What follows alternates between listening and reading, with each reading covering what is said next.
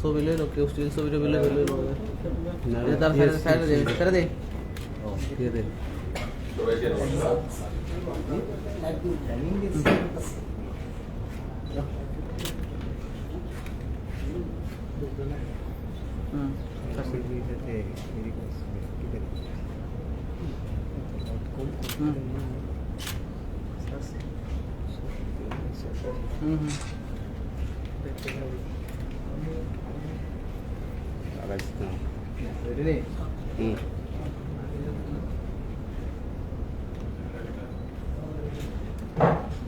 সবাইকে নমস্কার।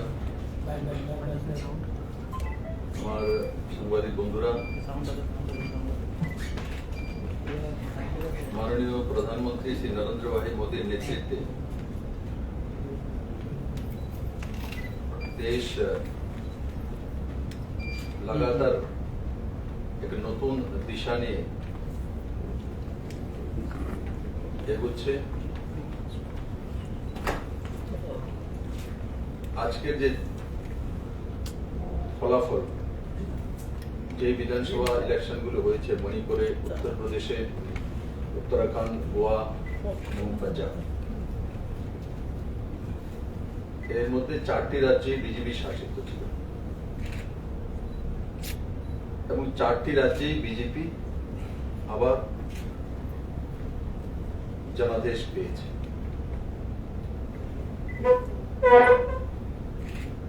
মাননীয় প্রধানমন্ত্রীজির নেতৃত্বে এবং ওনার যে কর্মপদ্ধতি, এই ইলেকশনে সেগুলো প্রতিফলিত হয়েছে মায়েদের মাধ্যমে, যুবকদের মাধ্যমে, বুজুর্গদের মাধ্যমে। বিভিন্ন আকলন করা হচ্ছিল, কিন্তু উত্তরপ্রদেশের জনতা 37 বছর পর কোন সরকারকে রিপিট করেছে।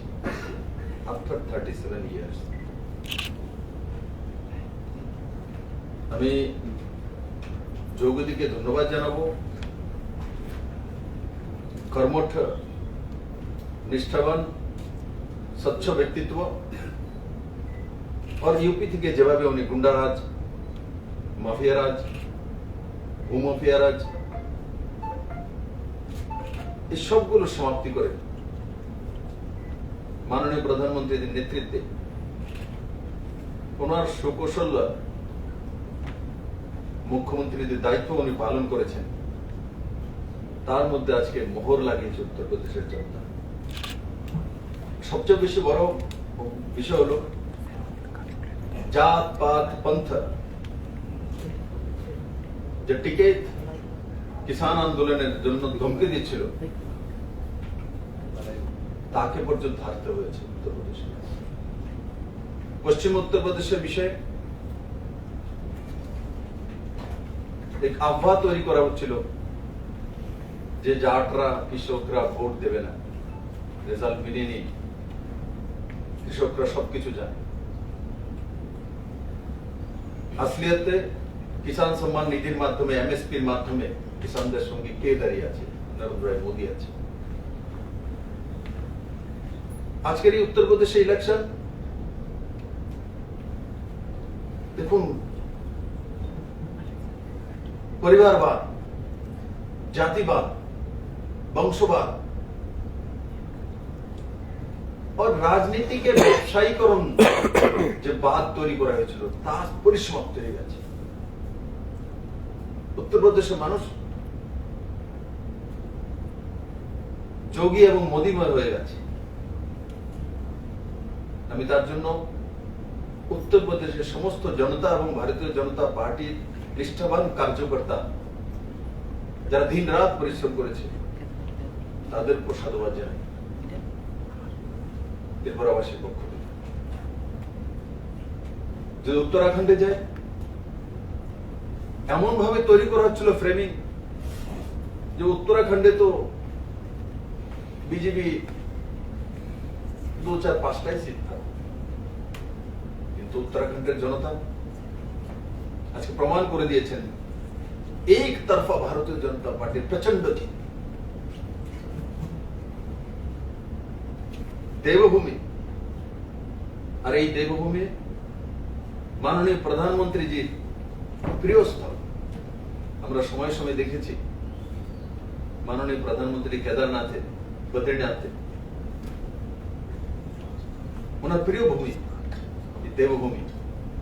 আজকে উত্তরাখণ্ডের জনতা আবার মাননীয় প্রধানমন্ত্রীদের কাছে উত্তরাখণ্ড তুলে দিয়েছে। মণিপুর আমাদের নর্থ ইস্টের ডিস্টার্বড রাজ্যগুলোর মধ্যে একটি। আমি বীরেন সিংকে ধন্যবাদ জানাবো, উনি একটা সংখ্যালঘু সরকারকে চালিয়ে 5 বছর মানুষের সেবা করেছে। এখন পর্যন্ত যেটা আমাদের কাছে লিডিং এবং রেজাল্ট এসছে, তাতে যেটা একক সংখ্যাগরিষ্ঠ, সেই জায়গা ভারতীয় জনতা পার্টি একা পৌঁছে গেছে। গোয়াতে আমার মিত্র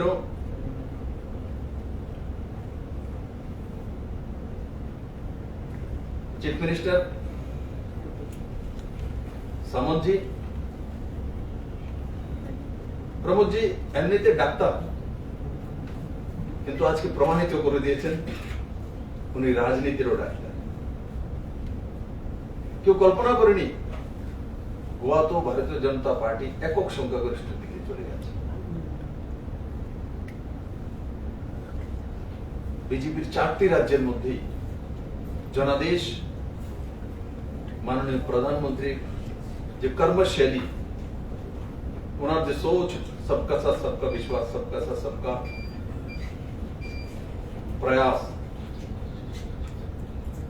और सबका साथ सबका विकास, 3 मंत्र আজকে জাত পাত পন্থা তার উপর ভারী পড়েছে এবং মানুষ মাননীয় প্রধানমন্ত্রীকে বিশ্বাস করছে।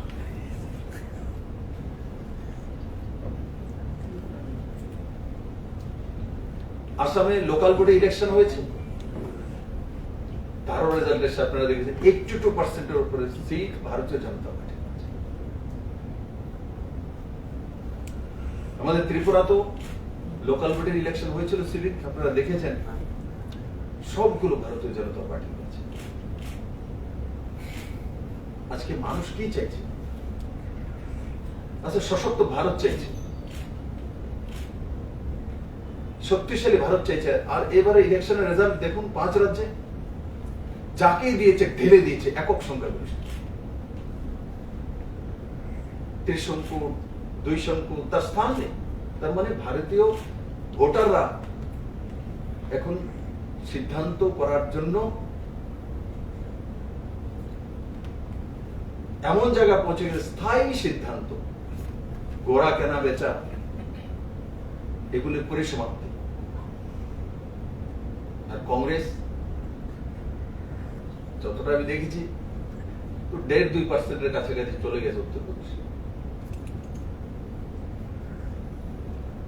খুঁজেই পাওয়া যাচ্ছে।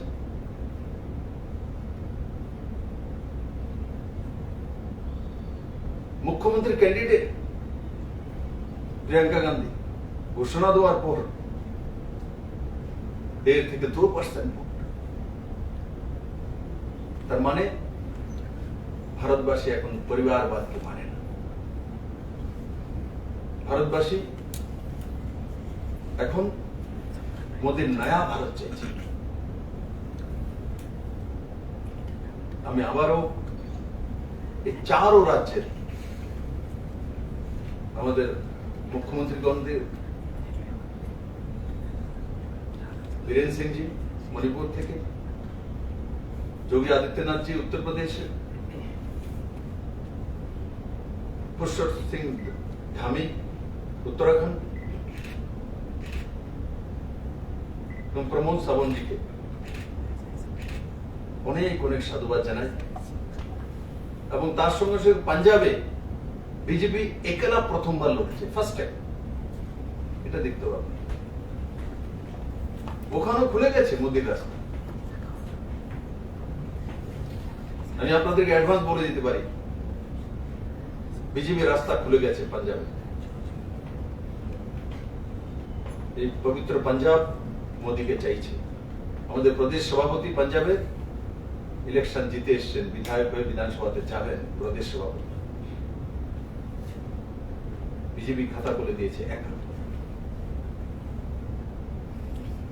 পাঞ্জাবে লম্বা সময় আমরা আকালি দলকে সাপোর্ট করার কারণে আমরা বেস বানাতে পারি, কিন্তু আজকে এক নতুন দিশা দিয়েছে যে অল্টারনেটিভ বাদ কংগ্রেস আর আকালি চলতো, সেখান থেকে পাঞ্জাব বেরিয়ে গেছে। তাই বন্ধুরা, আমি আপনাদের মাধ্যমে সমস্ত ত্রিপুরাবাসী ভারতীয় জনতা পার্টির সমস্ত কার্যকর্তাদের বলবো, বিজয় মিছিল করুন, উল্লাস করুন, কিন্তু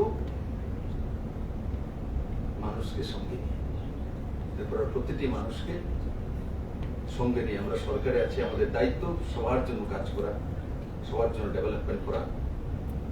কারণ কি আজকে রেজাল্ট প্রমাণিত করে দিয়েছে, ভারতবর্ষে যারা রাজনৈতিক ব্যবসায় নেমেছিল পরিবারবাদ এসবগুলো সমাপ্ত হয়ে গেছে এবং সমস্ত মানুষ এই দিশাতে চলছে।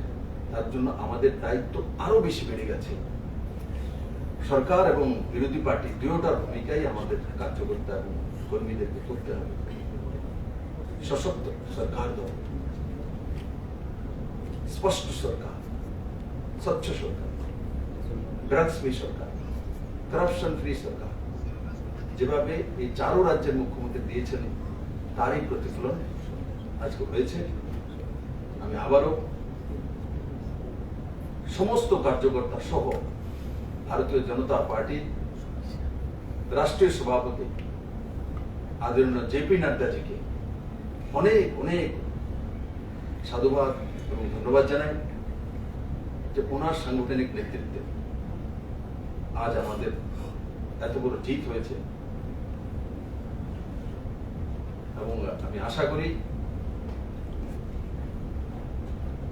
এই চারো রাজ্যে মোদীজির নেতৃত্বে যেভাবে বিকাশ চলছিল তার গতি দুগুণা নেই, এতদিন ডাবল ইঞ্জিন মানুষ, সেই চারো রাজ্যের মানুষ আরেক ইঞ্জিন লাগিয়ে দিয়েছে।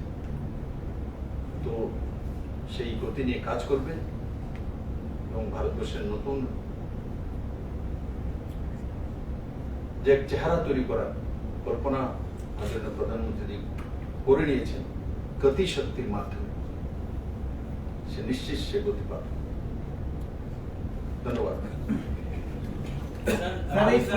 अगले साल इसी समय पे 7-8 राज्यों की इलेक्शन है त्रिपुरा को लेकर, तो ये जो अभी जो रिजल्ट्स आए हैं इसका क्या इम्पैक्ट पड़ेगा इलेक्शन? आपको क्या लगता है? आपको क्या लगता है? आपको क्या लगता है? देखिए, इसमें कोई शक नहीं है,